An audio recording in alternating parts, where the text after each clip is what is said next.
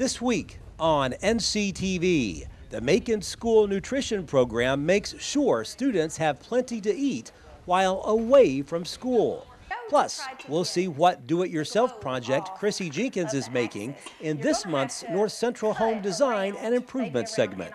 You can watch both each day at 6:30 in the morning and at 12:30 in the afternoon. You can also tune in at 5 and 9 on Monday and Wednesday evenings. Only on NCTV, your best source for local stories about local people.